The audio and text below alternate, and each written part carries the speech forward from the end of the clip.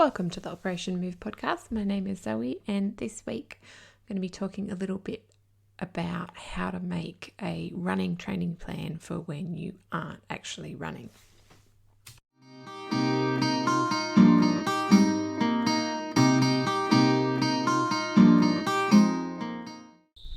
Now, it might be because you're injured. That's definitely probably the most common reason why you would want something like this.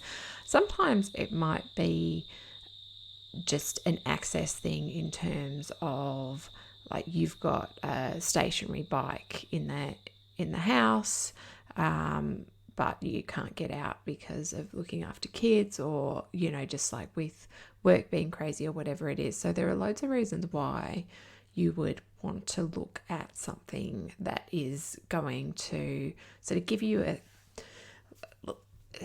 a similar sort of like result, or at the very least sort of like maintain your fitness, and it's just sort of looking at like what you're going to get the most out of. And so the important thing to keep in mind with replacing running is that it does tend to be like a hierarchy of things that are going to have the most translation to running, and usually that goes deep water running first, and then second would be cycling, and third would be swimming in terms of the sort of like the cardio based things that you can do. All of them are non-impact, and that's important because when you think about running volume, a lot of times what your running volume is and how you increase it or decrease it, it really hinges on like the impact associated with it. So like the time isn't often the limiter. The limiter is like mechanically what your body is ready to cope with.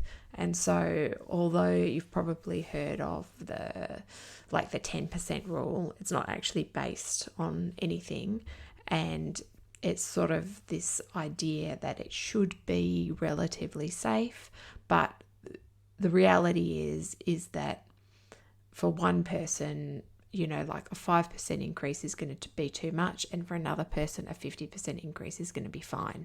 So it is a very individual thing, but it's important to know that that's there because of the mechanical aspect. So say, for example, if you are normally, running 3 times a week and it's about 30 minutes each time, that's like, 90 minutes in a week. There's no reason why you couldn't do double that if you wanted to. You don't have to in a non-impact setting and not have any issues because you're not having that loading. So that's the number one thing to keep in mind, is that you can be a lot more relaxed about what you're doing. Like if you're finding that actually you really like doing something every day as opposed to what you would normally do with running, where you do one thing and then you have a recovery day, and then you do another run, and then maybe you have 2 days off, and then all of that sort of stuff. You can be a lot more relaxed with things like cycling and swimming and all of that sort of stuff, because you're just not loading up in the same way. Which is not to say that you don't still have to recover, you do. And I've always found that with swimming or with deep water running, it's kind of sneaky in that it feels pretty good and pretty easy at the time. And like that afternoon, I'll be like quite tired. And also with a stationary bike, I think that with that, it's really easy to get like a really good amount of intensity on the bike, because you're not having those sort of like those limiters that you have like with running, where can't breathe, or legs are feeling like lead. Like with the bike, it's much more like, how much do you want to hurt? And there's, because of the lack of impact, there's nothing stopping you. So probably your main barrier there is like mentally, like how much you want to push it. So for me, when I'm looking at putting together a plan that is going to benefit running, but is not going to use any running to do that, I would tend to look at prioritizing the deep water running, if that is a possibility. I find it better to do, like, if, say for example, if you had a plan and you had 1 to 2 sessions per week that were like your like workout sessions or quality sessions, so like your, intervals or your tempo run or whatever it is, my preference would be to take those sessions and do them as deep water running sessions, and then have, for me, swimming would only ever be in place of like easy runs or recovery runs, because I lack the technique for swimming to be anything but easy.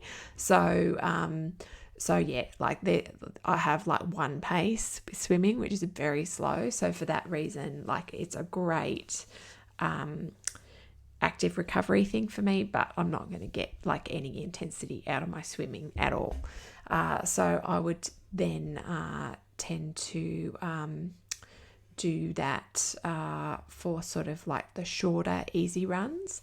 I would tend to do the, in place of a long run, do like a longer bike ride, and potentially it's also like can be great to do some, like where you'd normally be doing like maybe strides on an easy run, could do some sprints on the bike. Or if sometimes deep water running isn't appropriate, if you either haven't been cleared for that, if it's because of injury, or it's just like an access issue in terms of like it's hard to get to the pool. And I've talked before about like how difficult it can be to get, like there are so many steps in getting to the pool in terms of like swimmers and getting there and changing and driving there and whatever.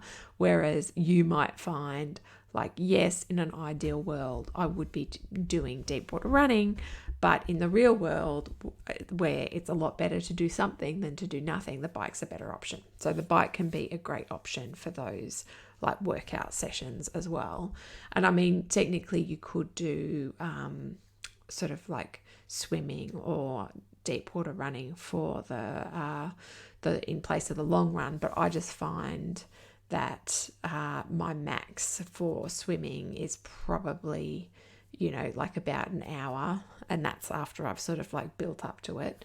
And probably similar with deep water running, I probably just get like a little bit bored doing it for a long period of time, whereas on the bike I can put headphones in, or I can like watch Netflix or whatever it is. It's just easier, I find. And if you want to, like, a good challenge on the bike too, which I've had coaches get me to do before, is to go on the bike, but for the long run portion I have to like keep the legs going at 180 cadence, which is pretty challenging. So that's generally how I'd look at sort of constructing a week. And you can literally like just take what your normal session is, convert it into time, and do that like either in the pool or on the bike. And that's the easiest way to adapt without having to make too many changes. You're still going to be targeting the same energy system. It is important to keep in mind that when you go back, you've now been doing like all of this cardio work and no impact. So you are going to be very fit in a cardio sense, but you're still going to have to take plenty of time to adjust your legs back to that impact. So it's not going to be the kind of thing where you could do something like this for months and then just like jump back into like everything being hunky-dory on a run.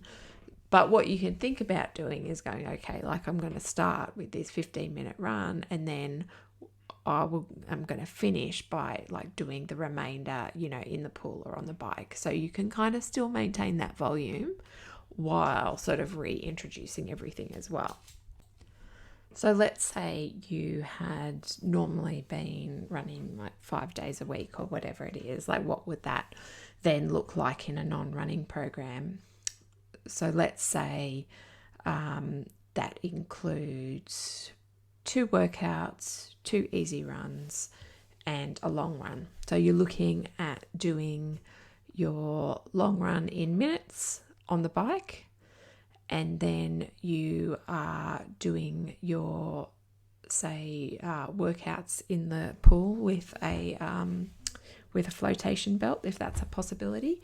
And what you can do with that is fartleks work really well with that. So, or you can just work out the time. So let's say that day you would normally be doing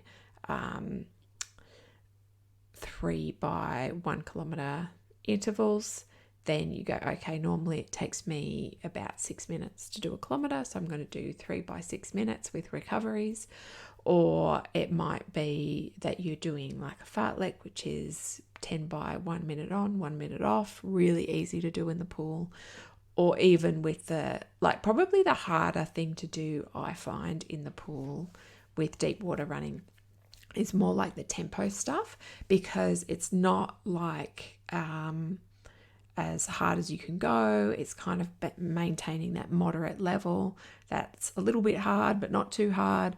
And because you're continually being cooled down in the pool, it's really challenging to get good feedback on what is a good effort. And it probably takes a little bit more concentration than the other things, because I found, particularly when I was doing like 3 by 10 minutes of tempo in the pool, like it's really easy to kind of like just sort of like tune out in bits, and you're going, oh, okay, like now I'm probably not actually putting in the right level of effort that I should be. So it's not like you can't do them in the pool. It's just like, well, you've got to stay focused, and sometimes you might prefer to do those more moderate efforts on the bike rather than in the pool.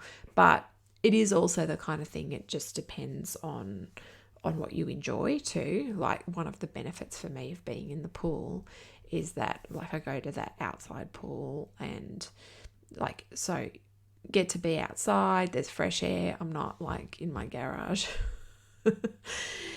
in the sweat box. So, like what you pick is going to depend on like also on what environment you like, and also at the pool, usually in the pool with other people who are doing it, which is quite good as well. Does require that you get over a little bit of your embarrassment about being that person with a flotation belt in the pool. But like, there are usually at least a few other people doing it as well, so it's not too bad. So you might decide that those more moderate level efforts are better done on the bike, which is fine, because it is like just that little bit easier to get that feedback as you're going, and you can kind of gauge like what your intensity level is. So you take those sorts of sessions. I would then tend to just sort of like mix up, like if I've gone into the pool on one day, then the next day, if I've got like a recovery thing, then I might ride on that day, or like say if I've done my interval work on the bike, then the next day I might swim, just to mix it up and like keep it interesting, because usually if you are going through a period of not running, it's often not exactly like your ideal situation or what you would choose. So keeping that variety in there is just really going to help with your week. And it's also a great tool too, if you're finding like okay, like I'm running 3 days a week, but as soon as I try to like increase the distance or I run 4, I get these little injury niggles that pop up. And it's so the other options of swimming, biking, deep water running, whatever, are really great in that situation where it's like, okay, like my body is clearly mechanically not ready for this extra volume, but I do want to build in, I do feel like I have the energy and the capacity for more time. It's just not working to have more impact to then go, oh, okay, like we're going to build in a 30-minute swim and then work with that. Or maybe it's even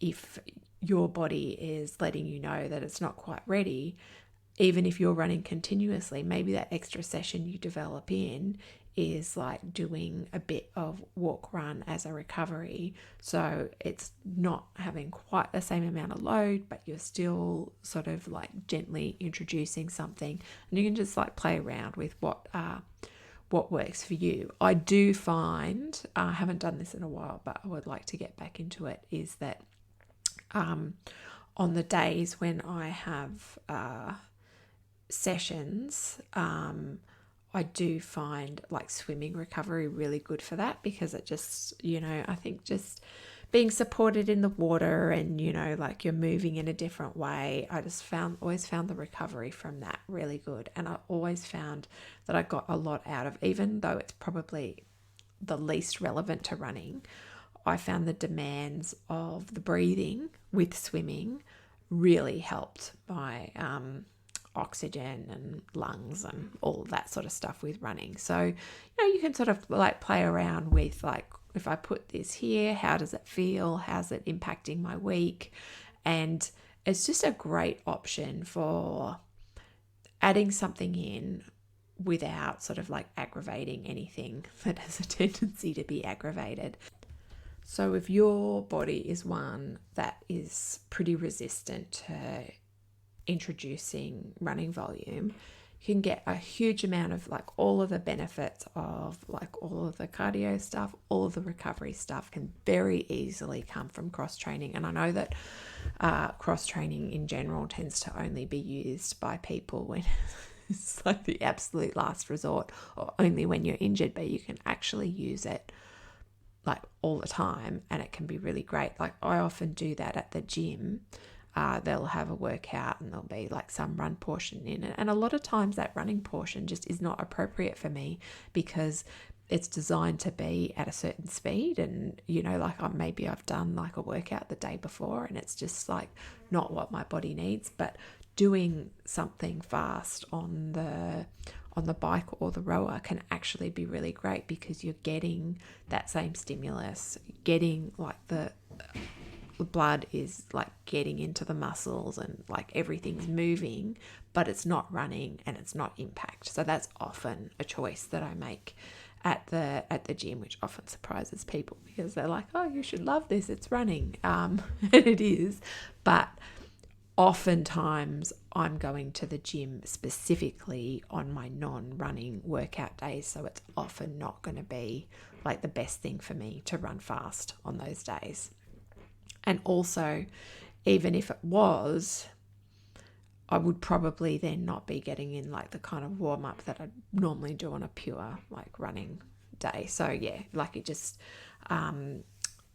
not something that tends to suit me. So it has often been like a great opportunity to do some intensity, just using a different method. I mean, you can also do for that sort of stuff, like oftentimes like you could do skipping as well, but for me at the moment, just with some of the leg recovery stuff, I am jumping, but I'm just careful about when I jump and not doing it like in masses amounts of volumes, and more sort of like quality jumping work, not as a way to get a sort of like a certain response cardio wise, because I can do that in other ways. So yeah, I think that oftentimes the struggle with setting up a cross training plan is like people tend to set it up as like, oh, go for a swim, go for a bike ride, without incorporating the kind of variance that you would have in a running program, which then can lead you to kind of becoming a bit apathetic about it, a bit bored, and lose a bit of motivation because you're not being challenged in certain ways, and everything's starting to feel the same, and there's no real difference between what you're doing and all of that sort of stuff. So just, incorporating some of those sessions, and and even doing things that work really well on the bike but don't work great with running. So doing like Tabata sessions on the bike is a great way to go. And and being able to, like, if you have a bike where you can sort of modulate the difficulty, that's also a great way to go. If you can kind of go onto some high resistance for some sprints, like that kind of thing. And even it's just so much better for that quick sort of like turnaround where you're only taking 10-second rest, which with running is a lot more challenging. So yeah, it can be a great thing to sort of play around with. And also it can be a great way to sort of just add things in pretty easily. Like if you are going to be doing some strength training, you can go, okay, well, I'll hop on the bike for 30 minutes as like part of my warm up or cool down or whatever. And it's like doing two things at once, which always makes things a lot easier. And I guess the key reason for doing all of that is not just, like maintaining fitness or even improving it. It's just keeping all of those habits ticking along, because otherwise what can happen is you've now had, like, not only have you had 2 months off running, but you've had 2 months off all of those habits, and that's what you want to maintain, even more so than the fitness, is just like maintaining, so that when you're ready to get back into things, it's not like a massive shock to the system. You're not having to sort of like relearn all of those routines and habits that you've long.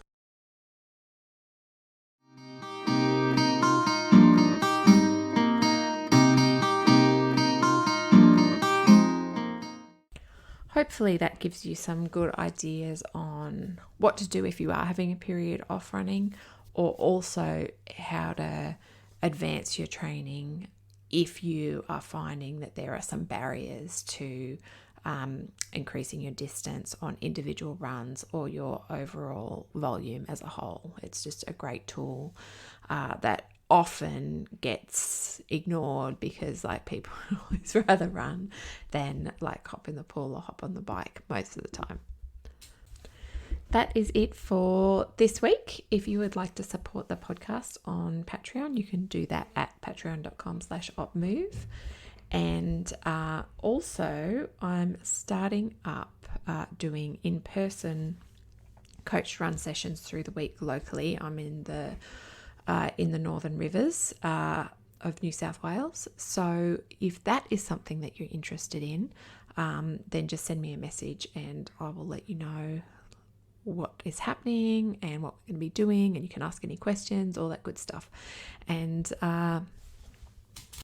same goes if you're looking for online coaching. Just send me a message, send me any of your questions, and we can get you going in no time.